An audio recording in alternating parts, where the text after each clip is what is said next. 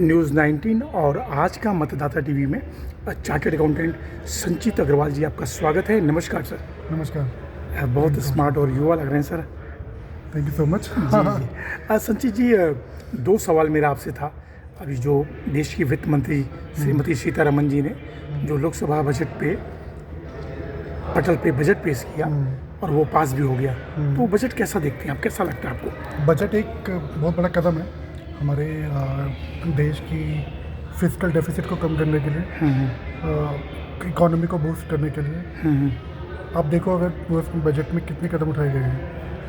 इस बजट के थ्रू हमारे वित्त मंत्री श्रीमती सीतारमन जी ने कितने मैसेज पास किए हैं। एक तो टैक्स पेयर के हाथ में पैसा छोड़ा है, उनको नई रिबेट्स दी है, टैक्स एग्जम्पशन दी है ना। तो टैक्स में रिलीफ दे करके जो आम आदमी है उनके हाथ पैसा ज़्यादा छोड़ा है, ताकि वो अपनी जीवन पर्याय जो करते हैं उनको हेल्प मिले। सर 12 लाख जो नौकरी वाले लोग हैं, 12,75,000 तक कोई इनकम टैक्स नहीं है। किसने सोचा था पहले? जो 2.5 लाख का एग्जम्पशन लिमिट था कुछ साल पहले हम बात करते थे, 2.5 लाख से ऊपर टैक्स पे करना पड़ेगा, अभी 12,75 is a big amount. Yes, जहाँ पे हम टैक्स नहीं दे रहे हैं। तो ये तो रेवोल्यूशनरी चेंज है।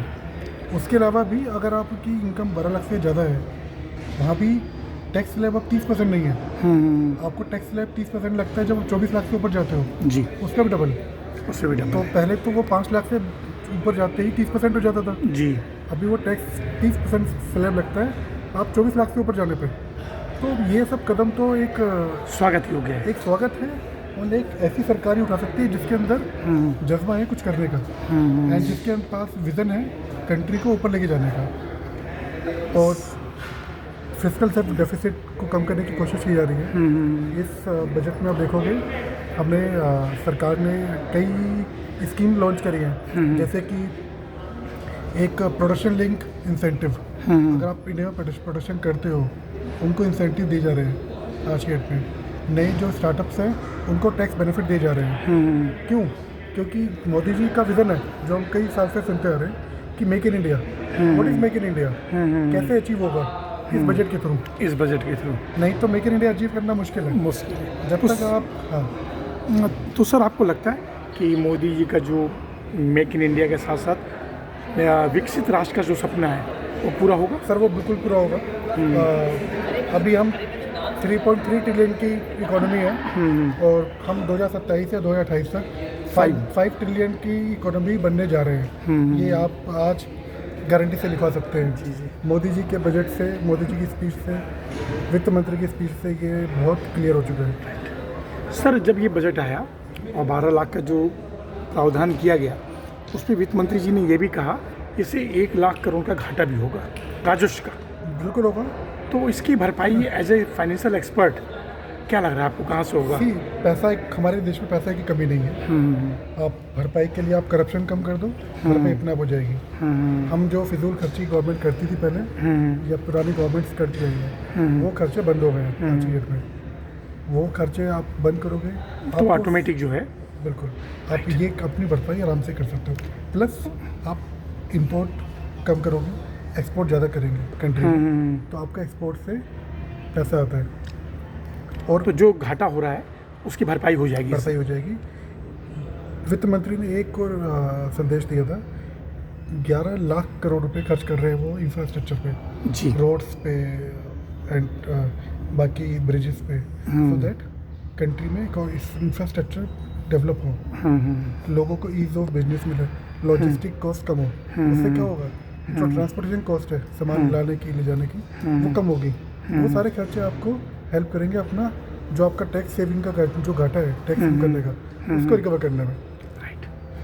अच्छा, ऐसा भी अंदेशा है सर, जो टैक्स का पैसा मध्यम वर्ग बचाएगा उसको कहीं ना कहीं खर्च करेगा, और जब खर्च करेगा तो इनडायरेक्ट में जीएसटी डिमांड बढ़ेगा। यस, जीएसटी पे करेगा, वो पैसा गवर्नमेंट के पास आएगा। तो पैसा जितना घूमेगा उतना फ़ायदा गवर्नमेंट का। तो जीडीपी भी बढ़ेगी सर, जीडीपी बढ़ेगी, लोगों की इकोनॉमी बढ़ेगी। अभी आप देखो लोगों की पर कैपिटल इनकम जो है हमारी, वो कितना अच्छा हो गया। 2,20,000 पर मंथ, जो पहले कुछ हज़ार में थी, अभी 20,000 है।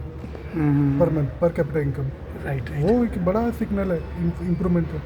अच्छा, अभी तक मैम ने जितने भी बजट दिए हैं वित्त मंत्री जी ने, उसमें से सबसे बेहतर बजट माना जाए इसको? बिल्कुल माना जा सकता है, जिसमें सबके हित के लिए काम किया गया, सबके विकास के लिए काम किया गया। कंट्री का ध्यान, कंट्री का जो इंटरेस्ट है वो सबसे ऊपर रखा गया है। उसके बाद कंट्री के जो लोग हैं उनका इंटरेस्ट ध्यान में रखा गया है, मुझे लगता है। संजीत जी, आप चार्टर्ड अकाउंटेंट हैं और जो मुझे सूत्रों से जानकारी मिली है, आप बहुत ही युवा अवस्था में आपने कोर्स कंप्लीट कर लिया। 21 वर्ष की उम्र में आपने ये कोर्स कंप्लीट किया, तो काफ़ी ऊर्जावान और आपके इरादे मजबूत रहे होंगे सर। ये सब देखो, हमारे जो जन्मदाता है, हमारे पेरेंट्स, उनका आशीर्वाद, उनका सहयोग था। हमारे बड़े भाई मिस्टर अंकित अग्रवाल, उनके सहयोग के बिना तो मेरा सीए करना मुश्किल था। जी, उन्होंने बहुत सहयोग किया। वो दोनों खुद सीए हैं। अच्छा। तो उन्होंने ही मुझे इस लायक बनाया कि मैं सीए कर सकूं। और बाकी भगवान का सपोर्ट जब तक ना हो, आप कुछ नहीं कर सकते। कुछ भी नहीं कर सकते। लेकिन ये युवाओं के लिए बहुत बड़ा संदेश है कि आपने 21 वर्ष की उम्र में आपने ये कोर्स पूरा किया। देखो, आज के युवाओं को मैं सिर्फ एक ही संदेश देना चाहता हूँ कि आप अगर कोई भी अपनी फील्ड चुनते हो, कोई भी फील्ड, नॉट नेसेसरी कि आप सीए ही बनोगे, जो भी आप फील्ड चुनते हो उस पर फोकस्ड रहे, उस पर डेविएट ना करें। अगर आप फोकस्ड हो, पूरा लगन से काम करते हो, आपको कोई भी शक्ति मंजिल तक पहुँचने से नहीं रोक सकती। जिस पे फोकस हो, लगन से काम करें और अपने फुल एफर्ट्स लगाएं। सर, बस 5 मिनट आपका और लेंगे। सर, इस बजट में निवेश, इंफ्रास्ट्रक्चर, इलेक्ट्रिक व्हीकल, सौर ऊर्जा, अंतरिक्ष अभियान, सब पे फोकस किया गया, लेकिन सबसे ज़्यादा फोकस एमएसएमई सेक्टर को किया गया। सभी को नॉट नेसेसरी कि आप सीए ही बनोगे, जो भी आप फील्ड चुनते हो उस पर फोकस्ड रहे, उस पर डेविएट ना करें। अगर आप फोकस्ड हो, पूरा लगन से काम करते हो, आपको कोई भी शक्ति मंजिल तक पहुँचने से नहीं रोक सकती। जिस पे फोकस हो, लगन से काम करें और अपने फुल एफर्ट्स लगाएं। सर, बस 5 मिनट आपका और लेंगे। सर, इस बजट में निवेश, इंफ्रास्ट्रक्चर, इलेक्ट्रिक व्हीकल, सौर ऊर्जा, अंतरिक्ष अभियान, सब पे फोकस किया गया, लेकिन सबसे ज़्यादा फोकस एमएसएमई सेक्टर को किया गया। तो सर, एमएसएमई सेक्टर की छूट, उसका टर्नओवर और ख़ास तौर से उसको मिलने वाली सुविधाओं को काफ़ी मजबूत दिया गया है। तो क्या लगता है कि कितनी मजबूत होगी एमएसएमई सेक्टर? एमएसएमई का स्ट्रॉन्ग होना बहुत ज़रूरी है, क्योंकि एमएसएमई आपकी कंट्री को रिप्रेजेंट करता है। डेवलपिंग कंट्री मीन्स हम डेवलपिंग कंट्री हैं। डेवलपिंग कंट्री मीन्स आपका एमएसएमई इज वे स्ट्रॉन्गर। आपको उसको जब तक आगे लेके नहीं जाओगे, ग्रो नहीं करोगे, आप डेवलप कंट्री नहीं बन सकते। तो एमएसएमई को तो स्ट्रॉन्ग करना ही पड़ेगा।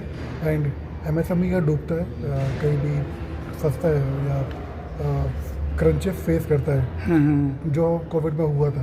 वहाँ पे हमने देखा, तब भी गवर्नमेंट ने वेरियस स्कीम्स लॉन्च की कि एमएसएमई सेक्टर्स को इंटरेस्ट वेव किए गए, लोन वेव किए गए, वेवर दिए गए। तो ये सपोर्ट तो कंटिन्यूस रहेगा। एंड बिकॉज ये लार्जर पार्ट है आपका, यहाँ पे बल्क है आपका कंट्री का, जीडीपी का बहुत बड़ा पोर्शन आपके एमएसएमई से आता है।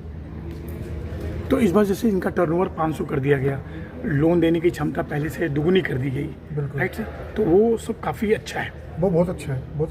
अच्छा, जो 45 डेज वाला सर है, आपको पता होगा कि अगर उसके अंदर कोई भी व्यक्ति पेमेंट नहीं करता तो डिश अलाउ हो जाएगा बैलेंस शीट में। बिल्कुल। तो वो कैसा देखते हैं आप, कितना अच्छा स्टेप है? देखिए, वो ज़रूरी भी है, बिकॉज अगर आप इस तरह के क्लोज नहीं लेके आओगे, क्लोजेस नहीं लेके आओगे, तो जो डिफ़ॉल्टर हैं वो बढ़ते जाएंगे। तो आपको डिफ़ॉल्ट भी चेक में रखने हैं, सो दैट पैसे का मिसयूज़ नहीं होना चाहिए कंट्री के अंदर। अगर आप पैसा लेते हो, पैसा वापस भी करना है, तो वो डिफ़ॉल्ट को रोकने के लिए वो ज़रूरी है। राइट। और मतलब जो एमएसएमई सेक्टर का जो हाथ चलन जो रुकेगा नहीं, उनको 45 डे पेमेंट मिलता रहेगा, पैसा घूमते रहना चाहिए। राइट। सर, एक बड़ा सवाल है, और इसी बजट में स्टार्टअप को बहुत बड़ा ताकत दिया गया है, लेकिन एक स्टार्टअप के लिए सवाल है सर, 1000 में से 2 या 3 स्टार्टअप चलते हैं, तो हमारा आपका पैसा लोन के रूप में अनसिक्योर्ड लोन उनको मिलता है, वो वेस्ट हो जाता है। तो स्टार्टअप चलें, उन्हें क्या सावधानी बरतनी चाहिए कि वे अपने सपनों को पूरा कर सकें सर? देखिए, स्टार्टअप्स चलने के लिए कुछ चीज़ें ज़रूरी होती हैं। एक तो जैसे मैंने पहले कहा, आपकी लगन। आप अगर आधे मन से काम करोगे स्टार्टअप में, स्टार्टअप नहीं चलेगा। आपका idea should be for the long term. अगर स्टार्टअप का आइडिया शॉर्ट टर्म है, सिर्फ पैसे कमाने के लिए, वहाँ पर फेलियर के चांसेस ज़्यादा होते हैं। ठीक है। अब हमने कई स्टार्टअप्स देखे हैं जैसे ओला है, उबर है, ये सब स्टार्टअप्स है, ओयो है, और कितना बड़ा टर्नओवर कर इतना लिया। बड़ा सेटअप किया इन्होंने। So the people should learn from their experiences and before हमने ये भी देखा है कि एक इंडिया में कहते हैं जो भेड़ चाल होती है, कई लोगों ने स्टार्टअप में घुस जाते हैं, उसी में घुस जाते हैं बिना जो सब सोचे चीज़ समझे। होता है। उनके पास विजन नहीं है, आइडिया नहीं है, बट स्टार्टअप में घुस गए, फेलियर वही के साथ है। उनको यूनिक आइडिया के साथ जाना चाहिए। जाना चाहिए और एक कंप्लायंस के साथ, आप तरीकों के साथ अगर फॉलो करोगे सक्सेस मिलेगा। फेलियर तब भी होंगे, बट आगे गिव अप नहीं करना है, सेकंड स्टार्टअप करो यार। संचित जी, लेकिन मैं चाहूँगा उनके पास कोई अच्छा फाइनेंशियल एडवाइज़र नहीं होता। वो सोचते हैं ये मेरा एक्सपेंसेस है, जबकि वो कैपिटल होता है। बिल्कुल उनको फाइनेंशियल एडवाइज़र रखना चाहिए। बिल्कुल रखना चाहिए। आप अगर देखो फुल टाइम, आई एग्री कि स्टार्टअप के पास इतना पैसा नहीं होता कि वो फुल टाइम एडवाइजर्स हायर करें। सो देयर आर फर्म्स जो पार्ट टाइम एडवाइजरी प्रोवाइड करती हैं। आप किसी भी एक मीडियोकर सीए फर्म को, कंसल्टिंग फर्म को हायर करिए पार्ट टाइम बेसिस पे, विदाउट पेइंग मच अमाउंट। आप स्मॉल अमाउंट के साथ भी जा सकते हो, बट हायर वन एडवाइज़र जो आपको डे टू डे बेसिस पे गाइड करे कि आप whether are you doing the right job और नॉट। सर, एक बड़ा सवाल और है। मोदी जी 11 वर्षों से देश के प्रधानमंत्री हैं। उनके नेतृत्व में देश बहुत तेज़ी से आगे बढ़ रहा है सर। लेकिन सर, क्या वजह है इतना सब कुछ होने के बाद हम हर क्षेत्र में आगे बढ़ रहे हैं? इंफ्रास्ट्रक्चर हो गया, ई व्हीकल हो गया, सौर ऊर्जा, सब में आ गया, लेकिन डॉलर के मुकाबले पैसा मजबूत नहीं हो रहा है सर। कहाँ वो कमी है सर? हमारे इंपोर्ट एक्सपोर्ट का फ़र्क होता है। इम्पोर्ट एक्सपोर्ट, हमारा इंपोर्ट अभी भी ज़्यादा है। आप अगर देखो हमारा जो डेफिसिट है, ट्रेड डेफिसिट, वो 240 बिलियन का डॉलर का है, 0.3 ट्रिलियन डॉलर एक तरह से, जो बहुत बड़ा अमाउंट है। वो जब तक ब्रिज नहीं करेंगे हम, अभी भी वही डिपेंडेंसी, हम गोल्ड इंपोर्ट करते हैं, है ना, पेट्रोलियम प्रोडक्ट इंपोर्ट करते हैं, डिपेंडेंसी पेट्रोल पे बहुत ज़्यादा है। बहुत ज़्यादा है। इलेक्ट्रॉनिक प्रोडक्ट्स हम बहुत इंपोर्ट करते हैं। जब तक ये मेक इन इंडिया पे शिफ्ट नहीं होंगे, जो मोदी जी का विजन है, ऑलरेडी काम कर रहे हैं इसके ऊपर, वो तब तक वो डिफेंस खत्म नहीं हो सकता। नहीं होगा। तो मोदी जी का विजन जितना मजबूत होगा, हमारा रुपया उतना मजबूत तो होगा। अल्टीमेटली मोदी जी के विजन जो है वो इंटरकनेक्टेड है। जी जी। आप अगर कुछ भी उनके पॉलिसीज उठाओगे और उनके स्पीचेस सुनोगे, वो आपस में they are correlated. Yes yes yes yes. अच्छा सर, इसी कड़ी में मतलब जो आपका कहना है कि लोग ज़्यादा अगर मैन्युफैक्चरिंग होगी और इंडिया में, यस इंडिया हमारा मजबूत होगा सर। बिल्कुल। लेकिन सर, जैसे अगर ईवी इलेक्ट्रिक या सौर ऊर्जा का उपयोग ज़्यादा करते हैं तो मेरा फॉरेन एक्सचेंज कम जाएगा बाहर, बिल्कुल। तो भी हम मजबूत होंगे। आपको देखो पेट्रोलियम की जरूरत कम पड़ेगी, पेट्रोलियम प्रोडक्ट्स की। हम इंपोर्ट करते हैं पेट्रोल, पेट्रोलियम प्रोडक्ट्स, उसका इंपोर्ट कम होगा तो आपका फॉरेक्स इंडिया में रह गया, आपका जो ट्रेड डेफिसिट है वो कम हो गया। ईवी मैन्युफैक्चरिंग प्लांट आप इंडिया में लगाओगे, उससे आपका जो जीडीपी है वो बढ़ेगा। राइट। तो ये तो बहुत ज़रूरी चीज़ है। सर, बिल्कुल 2 सवाल और। मैं जो मेहनत कर रहा हूँ सर, आपसे संपर्क किया, जी। आपका समय ले रहा हूँ, उसके पीछे मुख्य कारण ये है कि वित्त मंत्री जी के साथ बहुत सारे फाइनेंशियल एडवाइज़र होते हैं, ओके, तब जाके बजट पास होता बिल्कुल। है। लेकिन sir, as a financial expert, आपको लगता है अगर ये पॉइंट एक और ऐड ऑन हो जाता तो बजट और अच्छा हो जाता? मुझे लगता है सिर्फ एक पॉइंट जो मेरी दिल की ख्वाहिश भी है, एंड मैं उसका वेट कर रहा हूँ कब होगा, कब हम अपने डायरेक्ट टैक्स को ख़त्म करके इनडायरेक्ट टैक्स में मर्ज करते हैं। Yes yes. अभी क्या होता है, आप देखो ना, एक सैलरी क्लास है, एक बिजनेस क्लास है। सैलरी क्लास वाला सपोज 20 लाख कमाता है, बिजनेस वाला उसका इंपोर्ट कम होगा तो आपका फॉरेक्स इंडिया में रह गया, आपका जो ट्रेड डेफिसिट है वो कम हो गया। ईवी मैन्युफैक्चरिंग प्लांट आप इंडिया में लगाओगे, उससे आपका जो जीडीपी है वो बढ़ेगा। राइट। तो ये तो बहुत ज़रूरी चीज़ है। सर, बिल्कुल 2 सवाल और। मैं जो मेहनत कर रहा हूँ सर, आपसे संपर्क किया, जी। आपका समय ले रहा हूँ, उसके पीछे मुख्य कारण ये है कि वित्त मंत्री जी के साथ बहुत सारे फाइनेंशियल एडवाइज़र होते हैं, ओके, तब जाके बजट पास होता बिल्कुल। है। लेकिन sir, as a financial expert, आपको लगता है अगर ये पॉइंट एक और ऐड ऑन हो जाता तो बजट और अच्छा हो जाता? मुझे लगता है सिर्फ एक पॉइंट जो मेरी दिल की ख्वाहिश भी है, एंड मैं उसका वेट कर रहा हूँ कब होगा, कब हम अपने डायरेक्ट टैक्स को ख़त्म करके इनडायरेक्ट टैक्स में मर्ज करते हैं। Yes yes. अभी क्या होता है, आप देखो ना, एक सैलरी क्लास है, एक बिजनेस क्लास है। सैलरी क्लास वाला सपोज 20 लाख कमाता है, बिजनेस वाला बंदा 20 लाख कमाता है, बट हो सकता है बिजनेस क्लास में बंदा 0 टैक्स पे कर रहा होगा, सैलरी क्लास वाला बंदा लाखों रुपए टैक्स पे कर रहा लाखों होगा। रुपये क्यों? क्योंकि डायरेक्ट टैक्स में फ्लॉज है, जिसका फ़ायदा बिजनेस क्लास उठा लेता है। उठा लेता है। तो उस गैप को ख़त्म करने के लिए उसको ब्रिज करने के लिए एंड अपने टैक्स पेयर का अकाउंट बढ़ाने के लिए आपको इंडायरेक्ट टैक्स पे शिफ्ट करना पड़ेगा। आप इंडायरेक्ट टैक्स को 18 की जगह 25 कर दीजिए, 30 कर दीजिए एंड डायरेक्ट टैक्स को 0 कर दीजिए। फिर देखिए आपका टैक्स पेयर का जो बेस है, जो अभी शायद 50 से 60 लाख का है, वो 10 या 20 करोड़ तक पहुँच जाए तो आपको अगर टैक्स पेयर का बेस बढ़ाना है, आपको अपना ट्रेड डेफिसिट भी कम करना है, इनकम भी बढ़ानी है, तो आपको इंडायरेक्ट टैक्स पे शिफ्ट करके डायरेक्ट टैक्स को खत्म करना पड़ेगा। बिल्कुल सही कहा आपने, ये पॉइंट एक ऐड ऑन और होना चाहिए सर। बिल्कुल होना चाहिए, वो उस पर काम करना चाहिए। आई एम श्योर कि उनके एडवाइजर्स उनको ये सजेशन दे रहे होंगे, but there are many challenges implementing those changes, these are very big changes. Right, तो इतना ईजी नहीं होगा, बट हाँ एक दिन वो हिम्मत करके करना पड़ेगा गवर्नमेंट को। राइट। अच्छा सर, इस बजट से इनकम टैक्स पेयर की संख्या बढ़ेगी? इनकम टैक्स पेयर की संख्या मुझे लगता है बढ़ेगी, क्योंकि जैसे गवर्नमेंट अभी प्रमोट कर रही है न्यू रिजीम को, ओल्ड रिजीम पे फोकस कर है, ओल्ड रिजीम में कोई बेनिफिट नहीं दिया हमने, न्यू रिजीम में हमें बेनिफिट दिए। तो न्यू रिजीम में आपका जो फ्लैट टैक्स रेट है वो हेल्प करेगा टैक्स पेयर की संख्या बढ़ाने के लिए, जहाँ पे बाकी सारी एग्जाम्पशंस खत्म करके आप सिर्फ फ्लैट टैक्स चार्ज कर दो। So it is becoming simplified tax system for the tax payers. तो वहाँ पे जो टैक्स पेयर है वो घबराता नहीं है कि बहुत ज़्यादा कॉम्प्लिकेटेड है। Yes yes, it is a simpler tax system. Right. और जो फेसलेस है और जो 4 साल का टैक्स भरने की व्यवस्था की गई, इसके बारे में कुछ बोलना चाहेंगे? जी देखो, तो गवर्नमेंट तो फैसिलिटेट कर रही है अपनी तरफ से, आपको जितनी भी सहूलियत दे सकती है टैक्स जमा करने के लिए, एडवांस टैक्स। आपकी अगर वेबसाइट उठाओ, वेबसाइट पे जो इनकम टैक्स की वेबसाइट है वो अपने आप आपकी इनकम टैक्स फाइलिंग पूरा ऑटोमेट कर दिया है। आप सिर्फ लॉगिन करो, वो अपने आप आपका भर के आता है, आप इस पर ओके दबाओ, चेक करो, फिर एक्सेप्ट एंड सबमिट कर दो।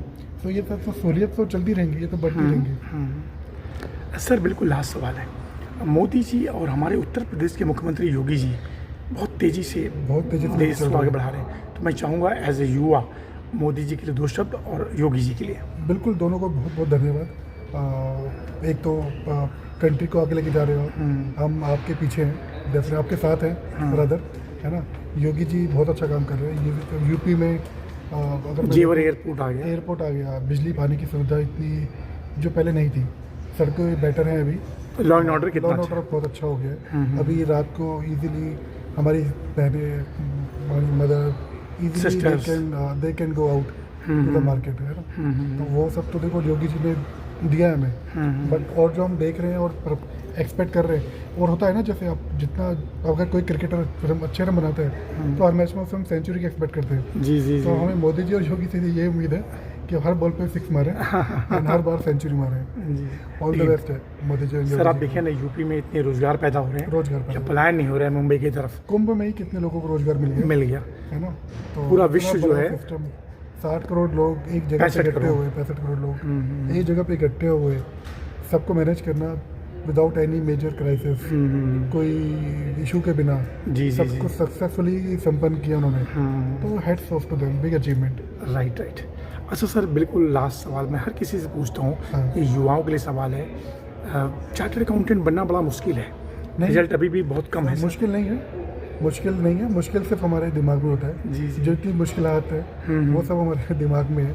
अगर आपने सोच लिया कि मुझे CA करना है, चार्टर्ड अकाउंटेंट बनना है, एंड अगर आप अपनी जर्नी ठीक से कैरी ऑन कर रहे हो, अपने आपको डेली कुछ नहीं है, डेली आप 4 से 5 घंटे आप अपनी सेल्फ स्टडीज़ करो, पढ़ाई करिए, सेल्फ स्टडीज़, कोचिंग सेंटर के अलावा आपको 4 से 5 घंटे सेल्फ स्टडीज़ करो, प्रैक्टिकल नॉलेज गेन करो जितना हो सकता है। चार्टर्ड अकाउंटेंसी में रट्टाफिकेशन नहीं होता है। सबसे बड़ी चीज़, आपको चीज़ कंसेप्ट समझ के, चीज़ों को समझ के आप आगे बढ़ो, एंड फिर सक्सेस आपके पीछे है। सर नंदा जी को कुछ थैंक यू बोलेंगे? बिल्कुल sir, thank you so much. आप जिस तरह से लीड कर रहे हैं हमारी प्रोफेशनल कम्युनिटी को, वो एक एग्जाम्पलरी है सबके लिए, एंड आपके जो टाइप्स हैं गवर्नमेंट के साथ, and the way you encourage the young leaders in the profession is commendable. Thank you so much sir. Chartered accountant संचित अग्रवाल जी, आपका बहुत बहुत धन्यवाद। फिर किसी विषय में बात करेंगे। नमस्कार। Thank you sir. Thank you sir.